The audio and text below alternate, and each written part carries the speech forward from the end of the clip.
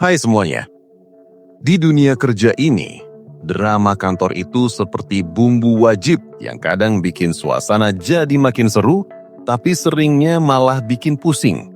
Mulai dari gosip di pojokan pantry, persaingan yang tidak sehat, sampai intrik perebutan posisi, semuanya bisa bikin suasana kerja jadi tidak nyaman. Rasanya tiap hari ada aja cerita baru yang bikin telinga panas dan hati dongkol. Kita mungkin berpikir, kenapa sih drama ini tidak ada habisnya? Dan bagaimana caranya biar saya tidak ikut-ikutan stres? Jujur saja, tidak ada kantor yang benar-benar bebas drama. Itu sudah jadi bagian dari interaksi manusia. Yang penting, bagaimana cara kita menghadapinya agar tidak ikut tenggelam dalam pusaran emosi negatif yang bisa menguras energi dan produktivitas. Salah satu kunci utama untuk tetap tenang adalah memahami akar masalah drama tersebut. Seringkali drama itu muncul dari hal-hal sepele yang dibesar-besarkan atau dari masalah komunikasi yang tidak tuntas. Ada karyawan yang merasa tidak didengar, ada yang iri dengan pencapaian orang lain, atau ada juga yang memang suka mencari perhatian dengan menyebarkan isu. Ketika kita bisa melihat dari mana drama itu berasal, kita jadi lebih mudah untuk tidak terbawa emosi.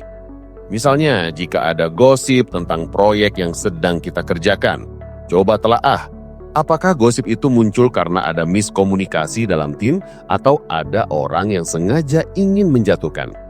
Dengan begitu, kita bisa mengambil langkah yang lebih tepat daripada langsung bereaksi dengan marah atau defensif. Memahami motif di balik drama akan membantu kita menyaring informasi yang masuk sehingga tidak semua hal kita telan mentah-mentah. Kita jadi bisa membedakan mana yang fakta dan mana yang sekadar opini atau bahkan fitnah. Kemudian penting sekali untuk menjaga jarak emosional. Ini bukan berarti kita jadi tidak peduli atau apatis, tapi lebih ke arah tidak membiarkan emosi orang lain mengendalikan diri kita. Bayangkan saja, drama itu seperti badai. Kita tidak bisa menghentikan badai itu, tapi kita bisa memilih untuk tidak berdiri di tengah-tengahnya. Ketika ada rekan kerja yang mulai bergosip atau mengeluh tentang hal-hal negatif, kita bisa mendengarkan dengan sopan, tapi tidak perlu ikut nimbrung atau ikut memperkeruh suasana. Cukup berikan respons yang netral atau ubah topik pembicaraan. Misalnya, "Oh ya?" Atau "Saya kurang tahu tentang itu." Lalu alihkan ke pekerjaan. Hindari terlibat dalam percakapan yang isinya hanya mengkritik orang lain atau menyebarkan rumor. Semakin kita terlibat, semakin besar kemungkinan kita ikut terseret dalam drama tersebut. Ini juga berlaku untuk media sosial kantor atau grup chat. Jika ada obrolan yang mulai mengarah ke hal-hal negatif, lebih baik diam atau keluar dari percakapan itu. Ingat, energi kita terbatas. Jangan sampai habis hanya untuk hal-hal yang tidak produktif. Selain itu, fokus pada pekerjaan kita sendiri adalah strategi yang sangat efektif. Ketika kita sibuk dengan tugas dan tanggung jawab, kita jadi tidak punya banyak waktu untuk ikut campur urusan orang lain. Ini juga membantu kita tetap profesional dan menunjukkan bahwa kita adalah karyawan yang fokus pada hasil, bukan pada drama. Jika ada rekan kerja yang mencoba melibatkan kita dalam drama, kita bisa dengan sopan mengatakan, "Maaf, saya sedang fokus dengan deadline ini." Atau, "Saya lebih suka fokus pada pekerjaan saya." Dengan begitu, orang lain akan melihat bahwa kita tidak tertarik pada drama dan cenderung tidak akan mencoba melibatkan kita lagi. Produktivitas kita akan meningkat dan kita akan merasa lebih puas dengan diri sendiri karena tidak membuang waktu untuk hal-hal yang tidak penting. Ini juga bisa menjadi contoh yang baik bagi rekan kerja lain, bahwa fokus pada pekerjaan bisa menjauhkan kita dari drama yang tidak perlu. Selanjutnya, komunikasi yang efektif dan asertif itu penting banget. Seringkali drama muncul karena orang tidak berani menyampaikan apa yang sebenarnya mereka rasakan atau inginkan. Daripada membicarakan di belakang, lebih baik bicarakan langsung pada orangnya, tentu saja dengan cara yang baik dan profesional ya. Jika ada masalah dengan rekan kerja, coba ajak bicara secara pribadi. Ungkapkan perasaan atau kekhawatiran kita dengan jelas dan tanpa menyalahkan. Gunakan kalimat, "Saya merasa," daripada "Kamu selalu." Ini akan membantu mengurangi potensi konflik. Misalnya daripada kamu selalu tidak pernah menyelesaikan tugas tepat waktu. Lebih baik, saya agak khawatir dengan tenggat waktu proyek ini karena saya melihat bagianmu belum selesai. Ada yang bisa saya bantu?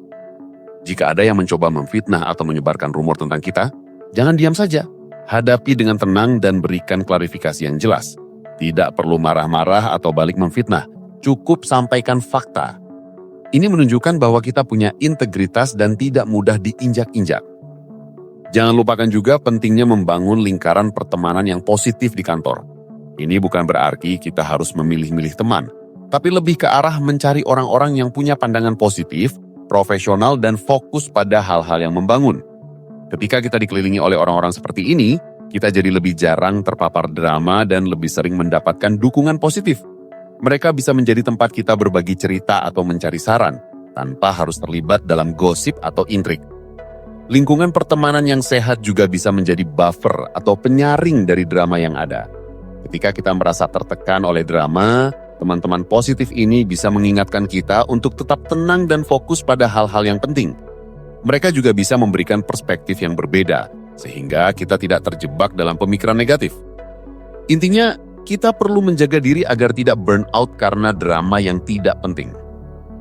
Terakhir, sadari bahwa kita tidak bisa mengendalikan orang lain. Kita hanya bisa mengendalikan diri kita sendiri. Ini adalah kebenaran yang terkadang sulit diterima, tapi sangat membebaskan. Kita tidak bisa memaksa orang lain untuk tidak bergosip, tidak berkompetisi, atau tidak menciptakan drama. Tapi kita bisa memilih bagaimana kita bereaksi terhadap semua itu. Kita bisa memilih untuk tidak ikut campur, memilih untuk fokus pada hal positif, dan memilih untuk menjaga ketenangan diri. Ketika kita menerima kenyataan ini, beban di pundak kita akan terasa lebih ringan. Kita jadi tidak terlalu memikirkan apa yang orang lain katakan atau lakukan, dan lebih fokus pada apa yang bisa kita kontrol, yaitu pikiran, perasaan, dan tindakan kita sendiri.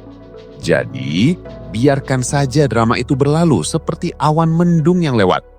Kita tetap bisa bersinar di tengah badai. Dengan menerapkan strategi-strategi ini, kita tidak hanya akan tetap tenang di tengah drama kantor, tapi juga akan menjadi pribadi yang lebih kuat, profesional, dan bahagia dalam pekerjaan kita. Ingatlah, kantor adalah tempat kita bekerja dan berkembang, bukan tempat untuk terjebak dalam pusaran drama yang tidak ada habisnya. Tetap fokus, tetap positif, dan biarkan ketenangan selalu menyertai kita.